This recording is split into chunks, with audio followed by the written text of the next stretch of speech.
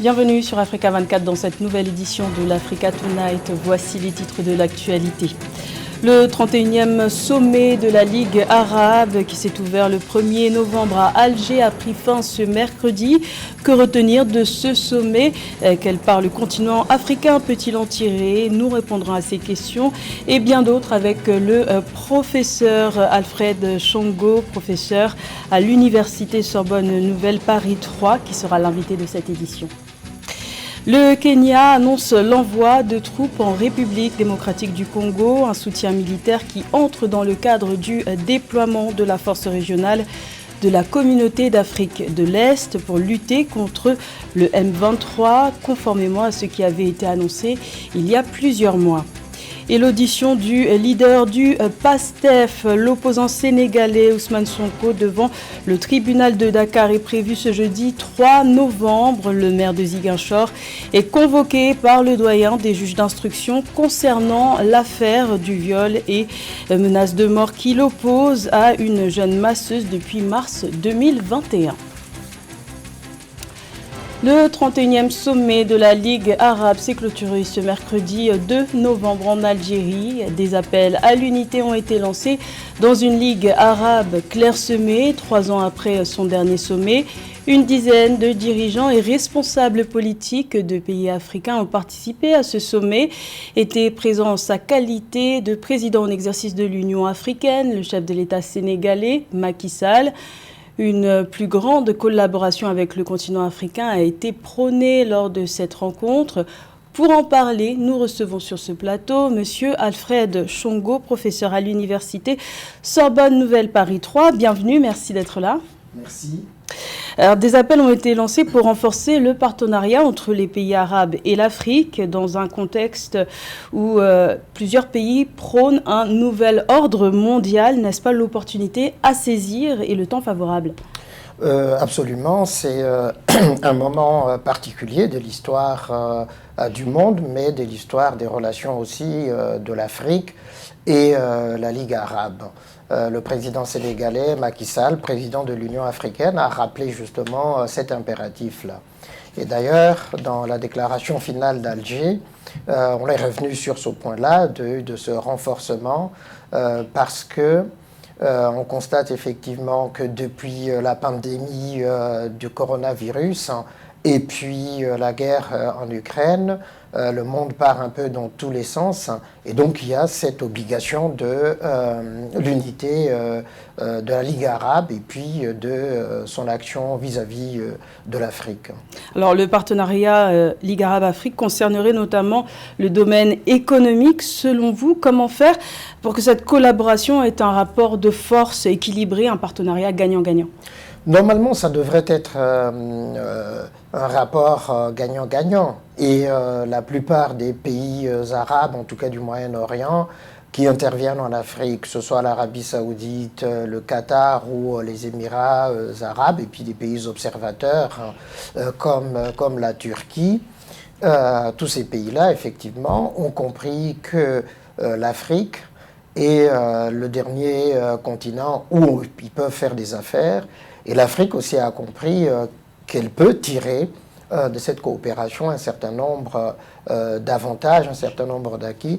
Et donc, investissement pas seulement sur le terrain économique, mais dans les échanges commerciaux et dans les financements d'un certain nombre de projets en Afrique. Ça, c'est, si on l'en veut, l'horizon de la Ligue arabe. Mais sinon, on sait aussi les relations, par exemple, que le Maroc entretient et a entretenu avec l'Afrique subsaharienne en termes d'investissement également. Alors, un appel à une meilleure coordination entre les pays africains et arabes pour lutter contre le terrorisme et le crime transfrontalier a également été lancé. Rien que les pays africains entre eux ont du mal à se coordonner à ce niveau. Alors, est-ce réalisable à une plus grande échelle? Alors ça, c'est tout à fait problématique. Là, disons que ce sont des déclarations générales. Dans la pratique, ça se passe autrement. C'est d'État à État. Et malheureusement, l'Afrique, évidemment, n'a pas à elle seule la capacité de lutter contre le terrorisme. On le voit très bien dans le Sahel actuellement. Et on s'aperçoit qu'il faut l'aide des partenaires étrangers, notamment de l'Union européenne ou des États-Unis.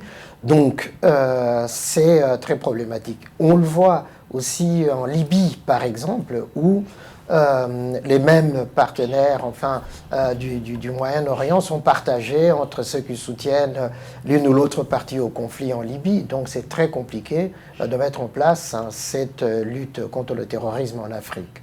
Il y a une rencontre Afrique-Monde arabe qui est prévue en 2023 en Arabie Saoudite. Que peut espérer le continent africain de ce rendez-vous? Je pense que c'est notamment le renforcement des liens entre l'Arabie saoudite, enfin le monde arabe, et l'Afrique, ça c'est un. Deux, pour les pays musulmans d'Afrique, les facilités aussi pour les pèlerins qui vont en Arabie saoudite, mais c'est surtout sous l'angle économique, renforcer justement l'appui de l'Arabie saoudite ou du monde arabe sur le terrain des financements des projets en Afrique, des investissements. Ne pas laisser seulement quelques pays, comme le Qatar par exemple l'a fait au Sénégal.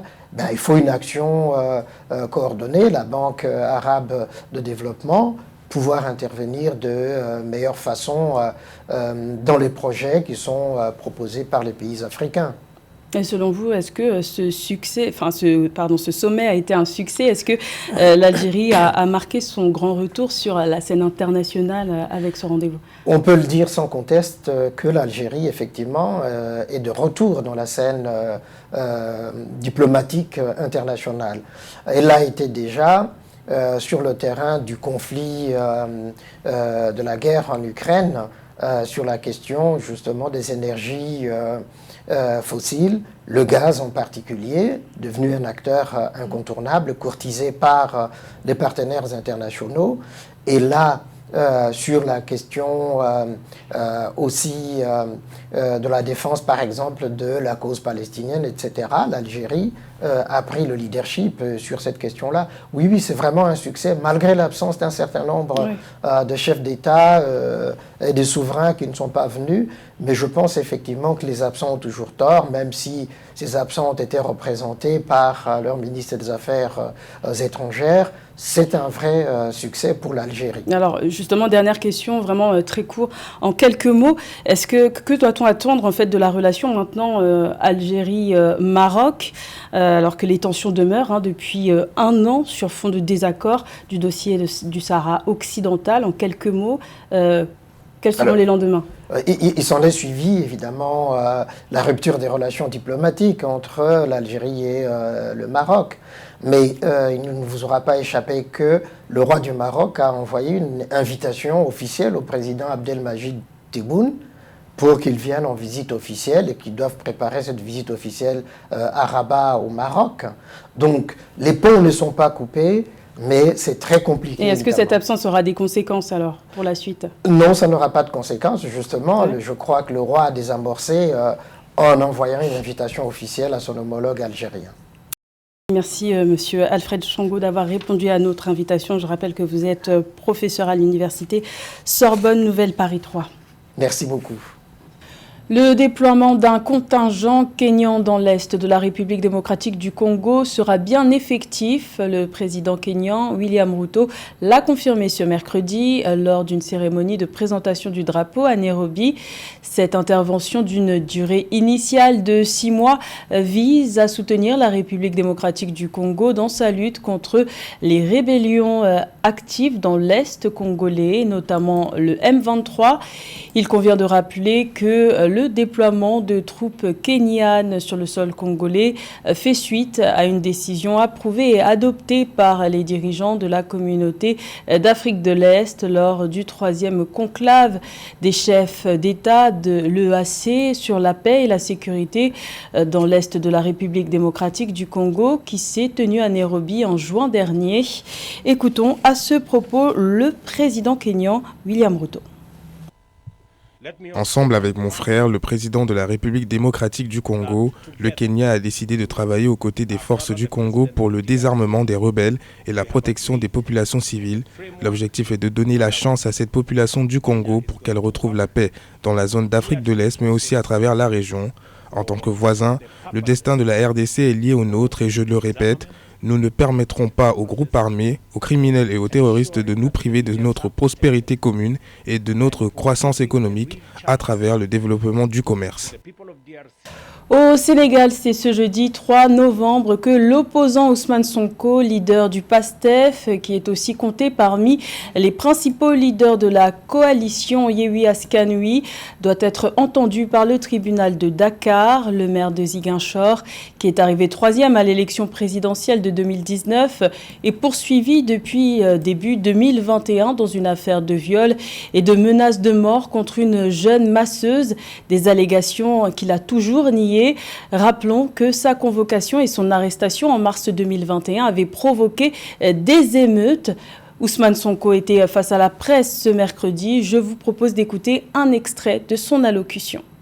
Chers compatriotes, on a parlé d'une convocation de votre ami, votre frère, votre président, pour certains, Ousmane Sonko, alias Oscar Sierra, puisque c'est comme ça qu'on nous appelle dans les communiqués de la police maintenant. Je dois dire aux Sénégalais qu'il n'y a rien de plus normal, de plus ordinaire que cette convocation, que nous avons souhaité et voulu depuis très longtemps, que nous avons exigé depuis très longtemps. Qu'elle intervienne à cette période où nous avions entamé une tournée pour aller à la rencontre des Sénégalais, peu importe.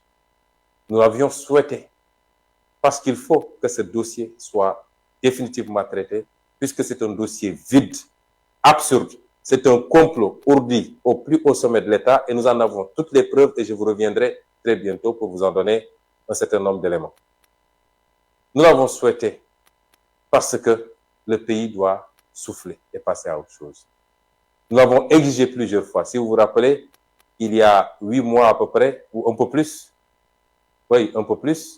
j'avais accordé une interview à quelques journalistes et j'étais allé même jusqu'à dire que si le doyen des juges ne me convoque pas pour m'entendre, je refuse désormais d'aller signer le cahier de décharge. Puisque quand vous êtes sous contrôle judiciaire, vous êtes assujetti à un certain nombre d'obligations. Ce n'était pas un déni, ce n'était pas un manque de respect à la justice. Mais vous ne pouvez pas avoir un dossier, c'est une première dans l'histoire judiciaire du Sénégal, que 18 mois plus tard, on n'appelle pas un inculpé pour l'entendre au fond et voir les suites à donner à ce dossier. C'est désormais fait et c'est pourquoi je rassure tout le monde. C'est un dossier le plus ordinaire possible. C'est une procédure la plus ordinaire possible et qui s'insère dans le cadre de l'instruction d'un dossier totalement vide. Et demain donc, j'irai répondre tranquillement. Les villes jouent un rôle primordial dans le développement durable, d'où l'importance de sensibiliser le grand public à ce sujet. C'est dans ce contexte que s'est tenue la 6e édition de la conférence internationale Architalk au Cameroun. C'était le 31 octobre à l'occasion de la Journée mondiale des villes. Un projet pour reconstruire la ville de Mokolo, située à l'extrême nord du Cameroun, y a été présenté. Plus de détails avec Joël Ballot. En octobre 2022, de fortes pluies ont détruit des ponts, décimé des cultures, fait périr du bétail et ravagé plus de 43 000 personnes dans l'extrême nord du Cameroun. L'excédent d'eau, qui est la cause de ces sinistres, s'explique par la forte pluviométrie et l'absence de canalisation. Avec le projet Mokolo Green City by 2050, présenté par l'architecte camerounais Cédric Stamban, à l'occasion de la 6e édition de la conférence internationale Architalk, le directeur général de Chorus Architecture veut faire de Mokolo une ville écologique qui réponde aux exigences d'urbanisation. Mokolo 2050 est porté par la volonté des collectivités de la ville de Mokolo. Le concept met en valeur les atouts de la ville de Mokolo de façon autant utopique que pragmatique, bien sûr. Les matériaux de la ville, la culture de la ville, les formes, les symboles, mais surtout le potentiel qu'on peut développer dans cette ville-là. Actuellement, plus de 37,73% des terres sont occupées par des lotissements pour seulement 1% de verdure. Cependant, d'ici 2050, l'objectif du projet Mokolo Green City est de passer à une surface bâtie de 2,17% avec 37,12% d'espace vert. De façon concrète, il y aura autant de logements, mais exploités en hauteur et non en largeur. Plus d'espace vert, plus de voies de circulation pour réduire l'excédent d'eau. Avec le projet Mokolo 2050, la ville de Mokolo, je pense que c'est une belle initiative.